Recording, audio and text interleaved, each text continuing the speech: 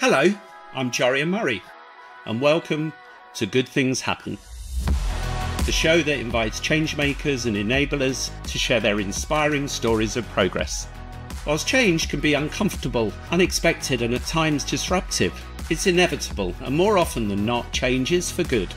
We'll be hearing from people from all walks of life who have been at the forefront of change, including their journeys to get there and their motivations.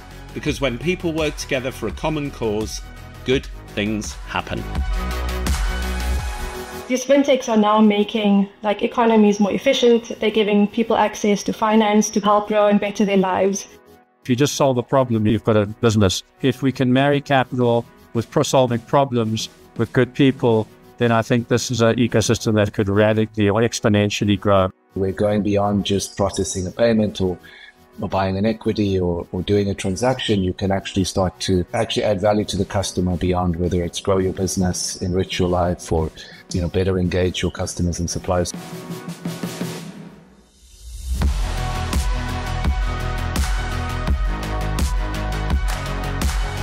Welcome back to the 5th season of Good Things Happen, the podcast that shines a light on how the world of finance can enable progress for communities all around the world.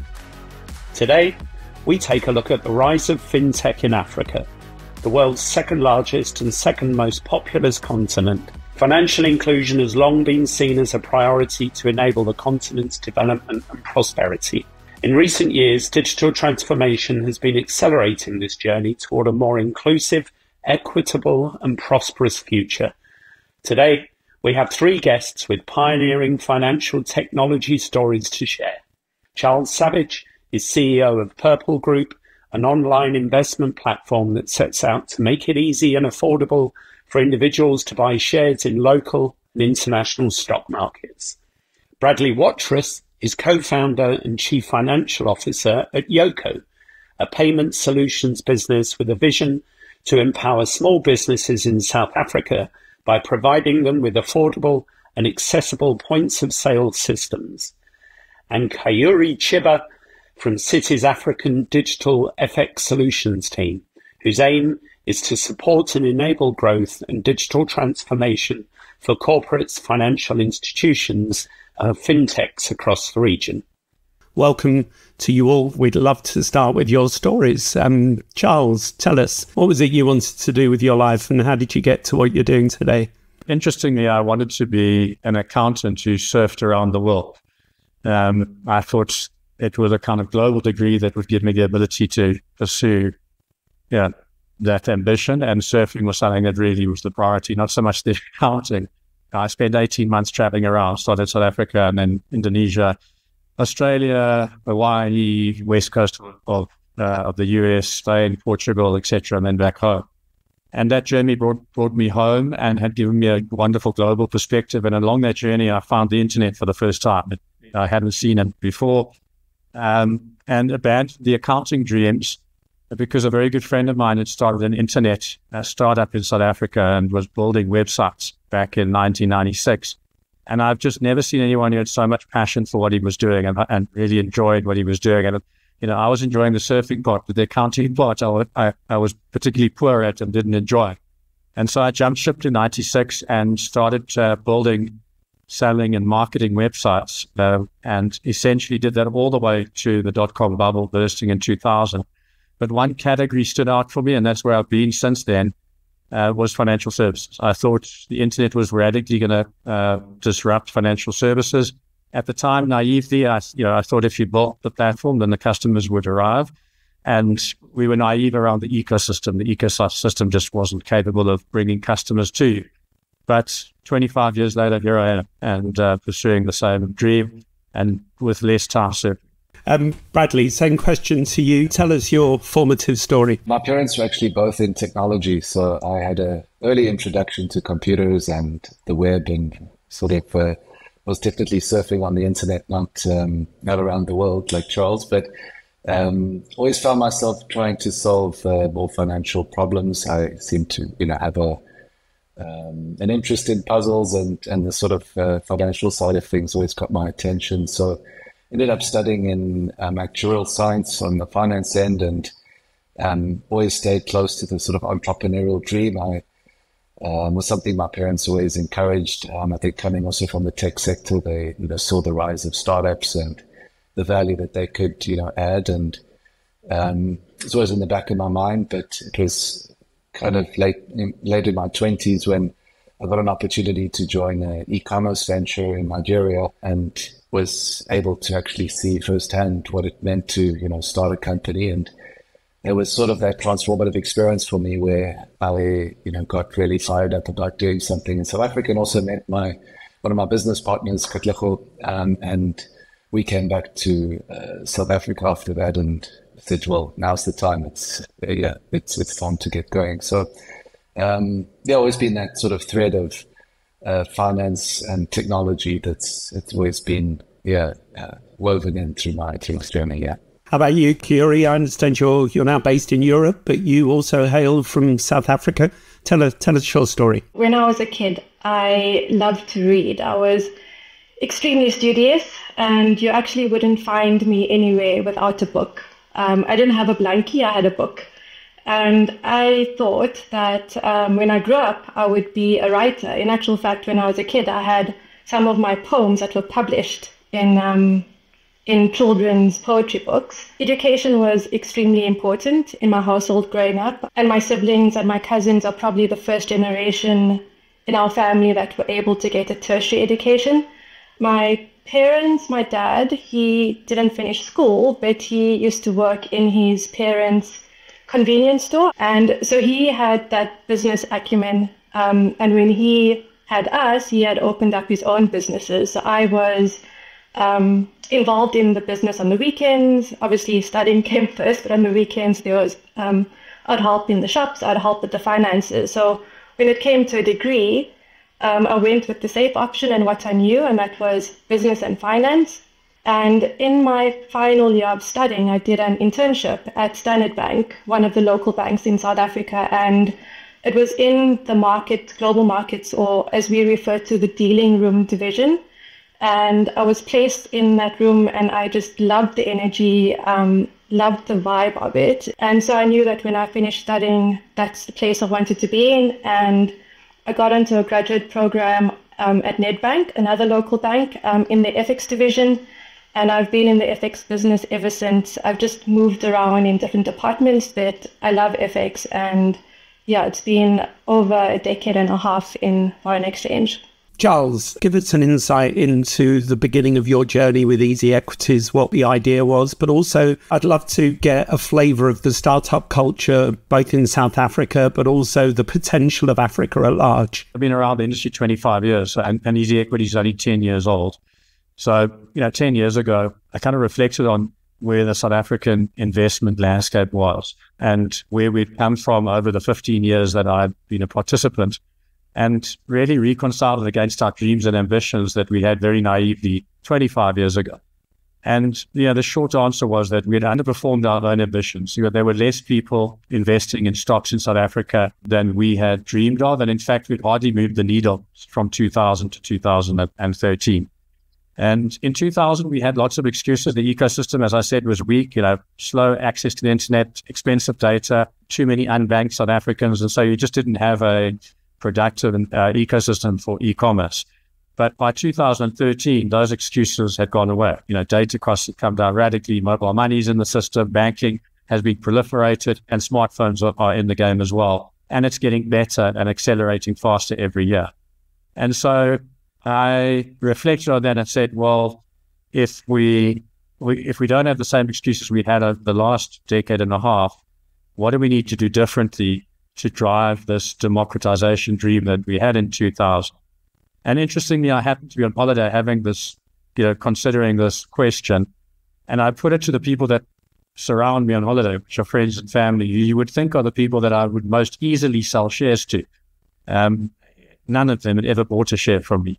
And after probably one or two more beers than I should have had, I asked them the simple question. I said, look, there's only two answers to this question. Either you don't buy shares because I'm a really poor salesman, or alternatively, the techniques that we've used, the interfaces, the language we've used to try and sell you shares don't appeal to you. And I asked them to tell me why. And the answer was overwhelmingly simply that it needed to be easier. It was too sophisticated, too complex. They felt intimidated. We used a language they didn't understand. They tried to use our interfaces and found them too complex and thought that something might go wrong if they pressed the wrong kind of button. And in my response, I said to them, well, what if we make it easy? And the overwhelming response, if you make it easy, we'll buy shares. And so the demand was always there, but the industry had failed to create an interface or a platform engagement strategy that made it easy for. And so Easy Equity was literally born on a beach in Mozambique out of 15 years of failure, but reflection on that failure, and finally asking the audience that we were trying to sell to what the problem statement was. And so that's where it started, and it's been a wonderful journey since then. The startup ecosystem in South Africa, I think, is maturing. And you have to have the context that it's a very tough environment to raise money. You can have really good ideas, but to raise money is still a struggle. There are sort of less than 10 sources of capital that end up funding these startups. And because of that, there's just too much concentration. Lots of ideas, too much concentration of capital, and then not enough ideas get funded. And if you contrast that to places like the US, there's just so much capital, so many ideas, and so you get much more funded. So the starting point is that South Africa, just the ecosystem for funding is too small. There just aren't enough capital providers. Secondly, the best ideas still get funded. And what I mean by that is, it's not necessarily the best ideas, but the best presentation of the ideas, who perhaps have the best access to networks. But one of the failings, I think, on the startup side is that because we haven't built a healthy startup culture, we're not particularly good at presenting our ideas. And so the ecosystem at a grassroots level needs to improve radically. We need to attract greater sources of capital. But in order to do that, we need to take accountability of the fact that we need to be better. We need to stand on the stage and present our ideas more boldly, more professionally, with more passion. And we've got to realize that you need to present 99 times before you, eventually capture that capital. And that is starting to happen, and that's particularly because Africa's a hot topic. It's an emerging market that has got an untargeted audience, and so there's lots of capital seeking these ideas, and there has been an acceleration of startups over the last decade, and hopefully that theme continues. But it is a tough place to build a business. Having said that, there are lots of problems in Africa. And that's a great ecosystem for startup, because if you just solve a problem, you've got a business. If we can marry capital with solving problems with good people, then I think this is an ecosystem that could radically or exponentially grow over the next decade. Bradley, I saw that you were recently added to a list of the global top 250 fintech companies, one of 6 African companies represented on there.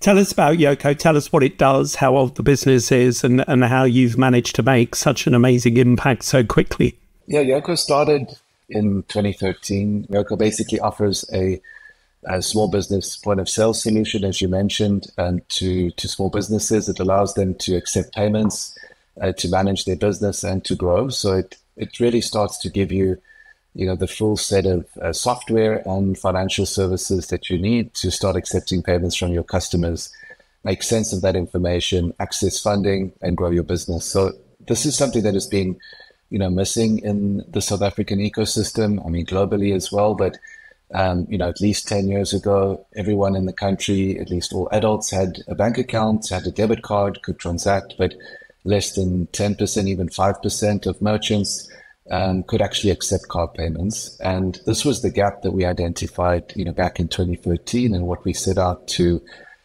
tackle.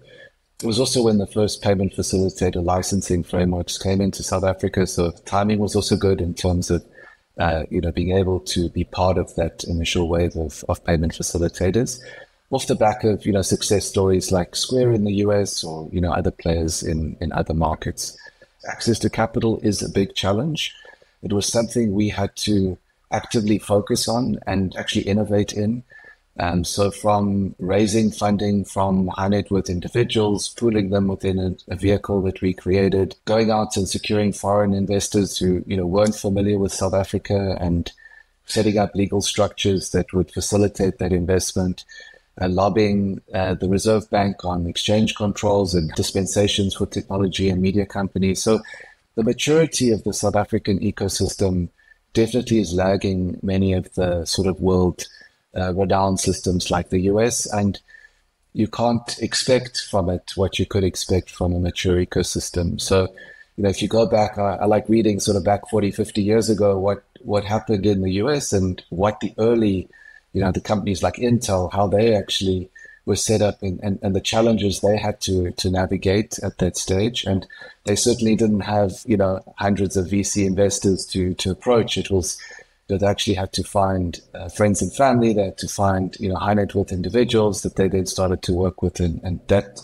over time turned into the mature ecosystem today. We have to sort of meet the market where it's at, identify that it is maturing, it is improving, it is growing, and we're part of that. And you can see that over the last 10 years, it's a lot easier now to start a company. It's a lot easier to get a card payment terminal.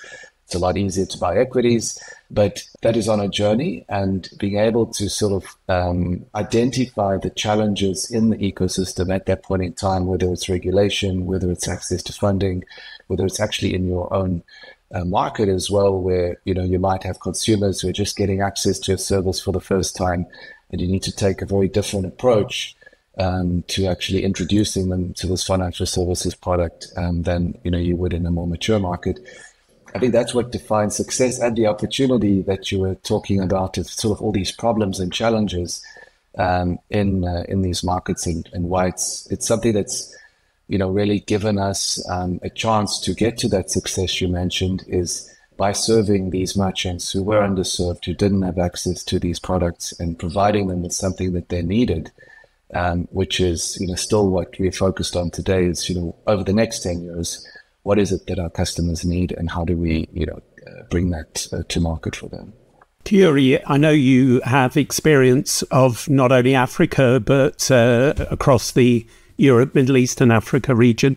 Give us a perspective of what it is you do, how you support businesses like Charles and Bradley's, but also give us a sense of the progress that's been made with infrastructure and enabling your clients to do the business that they do. Sure. Charles and Bradley's business, right? They are fintechs, and they inherently have foreign exchange risk in the products and solutions that they offer their clients.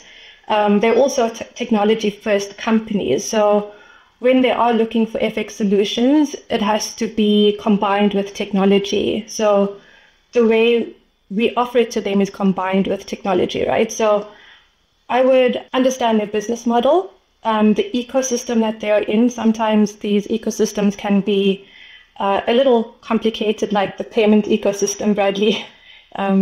I'm sure you understand it very well, but it can be quite complicated from the outside looking in. So it's like understanding the ecosystem and at the same time, the experience they want to give their customers. So in easy equities, when South Africans buy offshore shares, inherently they have exchange rate risk because the price of the offshore share is moving with the rands that they are paying in.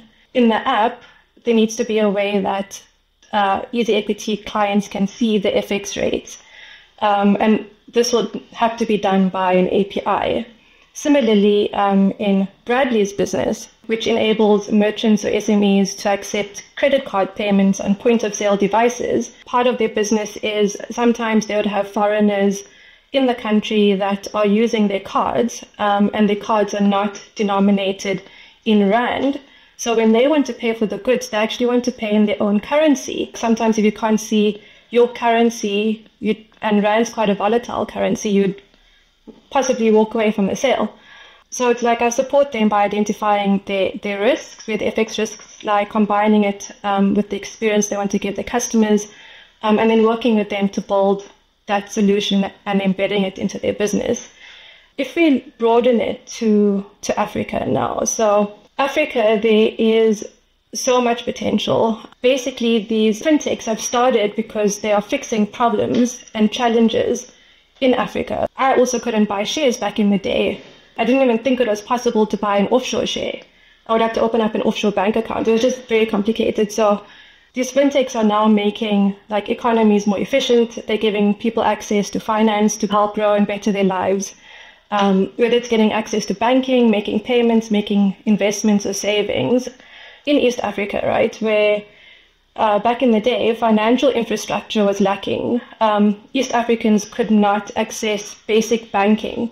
They couldn't make payments. So mobile money, or as we know it today, M-Pesa, was invented.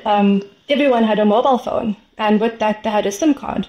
So telecoms, or Safaricom in this case, saw a solution to make money linked to a mobile phone, and it fixed that problem of financial exclusion. And everyone had access to money now. And last example, Bradley's business. And you'll actually see like the fintech landscape in Africa and the companies that are actually valued over 1 billion are the payment service providers, so similar to Bradley's business. And they are fixing a huge problem, and that is enabling merchants, online businesses to accept payment for goods and services in ways other than cash. In South Africa, it's quite normal where you have car guards and you actually pay the car guards after you've like parked your car and you've gone into the restaurant or come back out, and you'd pay them with cash, with change. And one day I didn't have change and I felt bad.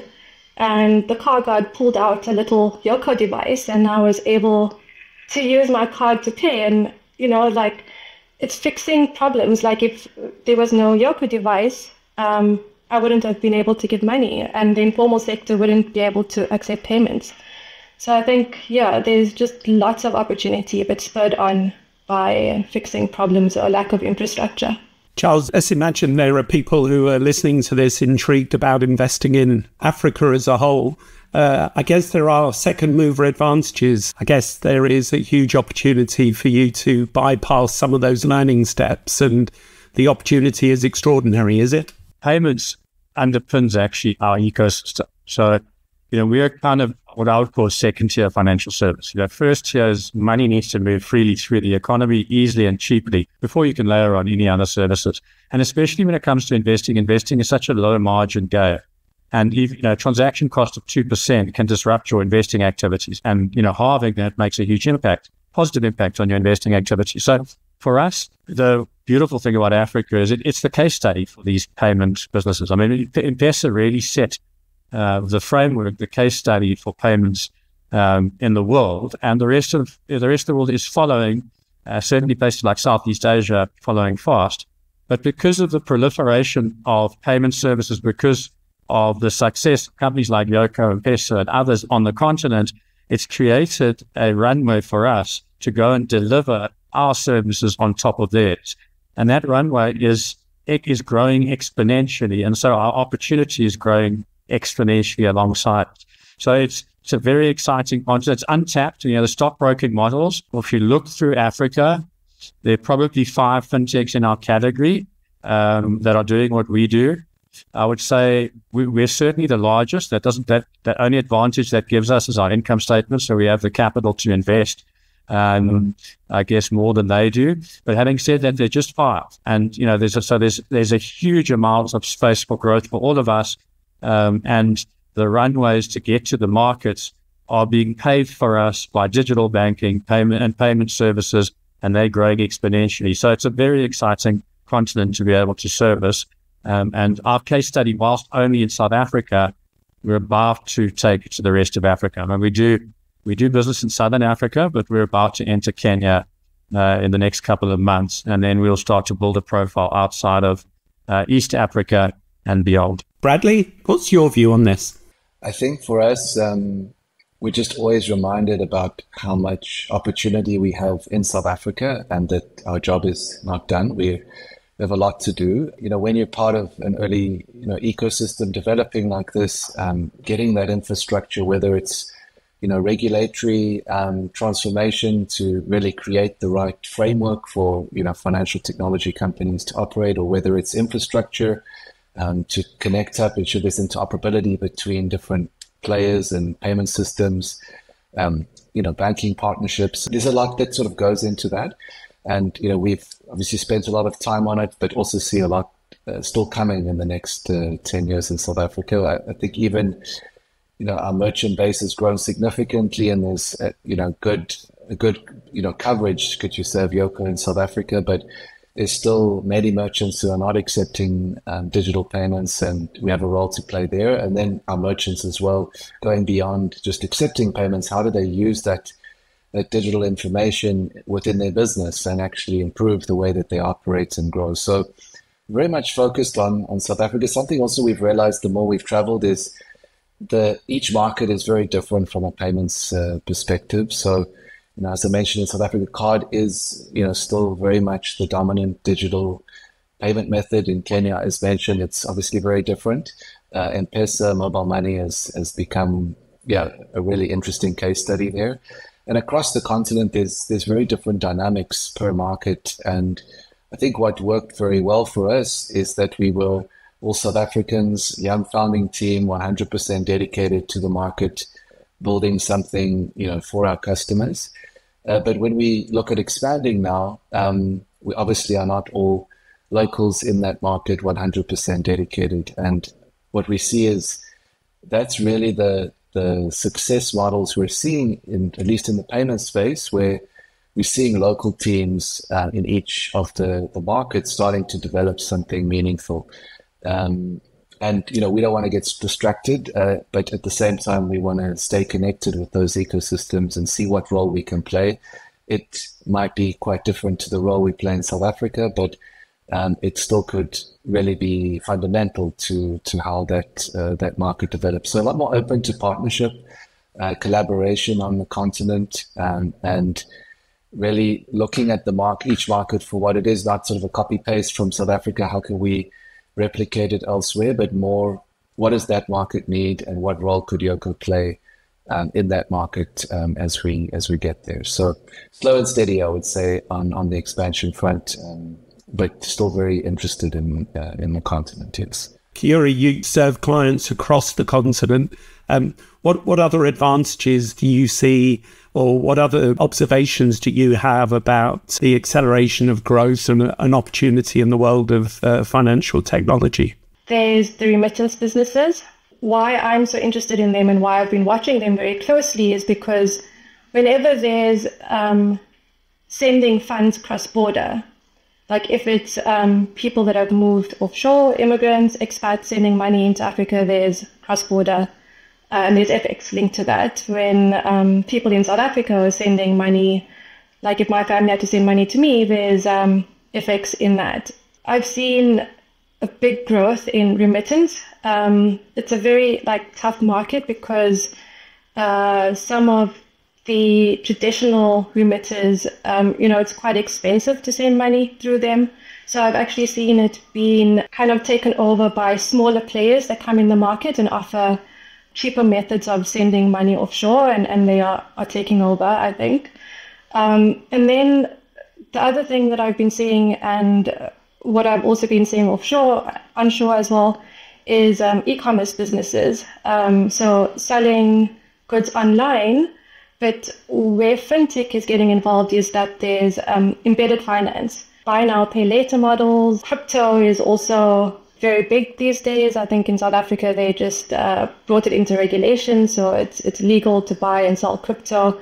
And once again, in those models, there could be inherent FX risk, because to go into a blockchain, you actually have to sell your rand or whatever currency, Kenyan shilling, and then go into a digital currency, right? So I've been seeing a lot of that, and I'm quite excited to see what else will be coming out. Everyone summarized kind of where the opportunity set is sitting now. But what's so encouraging about that is that it's those rails that are required for the next second tier of services to accelerate. And, once these rails are proliferated, firstly, there are lots of them, so it's highly competitive, which means customers are going to get the best outcome. And what you're going to find is, as that proliferates, the second tier services are going to start to scale at an exponential rate, because they can now reach customers at a much lower cost, and customers can transact at a much lower cost where they find themselves. Africa's just building its railways. And so what's going to be interesting to watch is what we deliver on these railways now. And these are high-speed railways, low-cost, effective, efficient, with no boundaries other than, and we mentioned some of them, the fact that there's no common regulation. Yeah, and that's a big problem. So, and if Africa wants to enable these railways, they've got to think about what they're going to do around regulation. 2, no common payment methods or services. And the list goes on, but our barrier or friction is regulation. And so, I think if Africa wants to have high-speed trains that deliver all goods and services across the continent, it's got to think about how it creates a regulatory framework that is more common principles-based and shared and passported between countries, as Europe did, and other countries in the past have done. Asia, there's passporting across certain jurisdictions. And then what standards are we going to adopt in things like payments and services? And, that's where I think the conversation's going to move. But, the excitement really is about the fact that these railroads are being laid down, they're being laid out fast, highly competitively, and it's, almost time for the trains to run. Yeah, I think very similar themes, as Charles mentioned, resonate really well. I think alignment and bringing everyone together around these common regulatory frameworks, or even on the infrastructure side around how these rails are being used.